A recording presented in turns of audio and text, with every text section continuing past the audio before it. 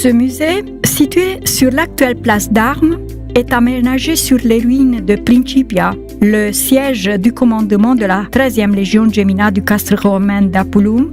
la seule légion qui soit restée sur place pendant toute la période d'occupation romaine de Dacie. Ainsi, ce musée conserve et met en valeur une infime partie des vestiges antiques de la ville, si on prend en compte que la grande partie du bâtiment de Principia s'étend sous les fondations de l'actuelle université et sous la voirie de la rue voisine et n'est pas même étudiée.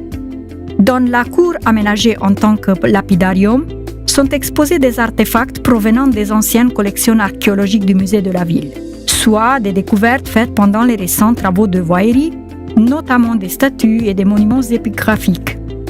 Les statues en bronze, représentant un soldat romain placé à l'entrée, suggèrent l'équipement militaire, vieux de 1900 ans, depuis que la Dacie fut inclus parmi les dernières provinces dans l'Empire romain.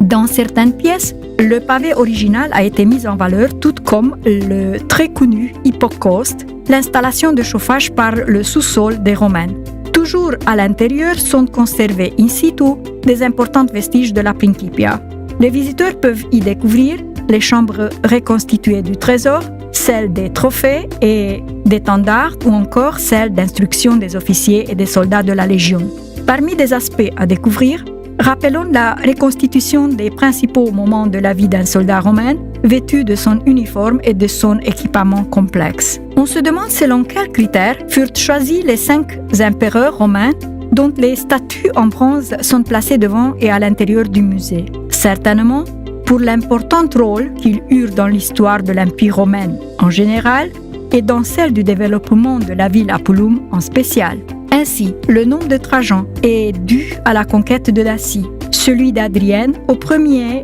étapes de fonctionnement du castre romain,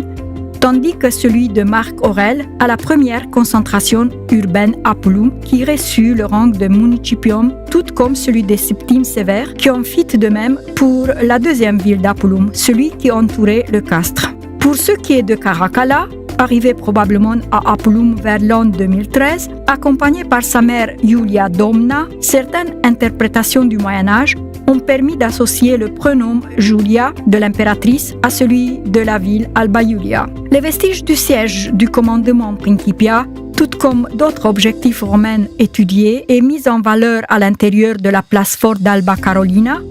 sont inscrites dans l'itinéraire des empereurs romains et des veines du Danube, important réseau européen des itinéraires culturels. Désormais, autour du musée, on retrouve pleinement l'atmosphère de l'Antiquité romaine, recréée par la troupe d'animation de reconstitution historique et militaire de la ville, avec les légionnaires, les guerriers, Daces, les gladiateurs, les danseuses, réunis dans des spectacles durant toute la saison touristique. Le musée, ouvert au public depuis 2015, organise aussi des expositions temporaires et de nombreux événements culturels.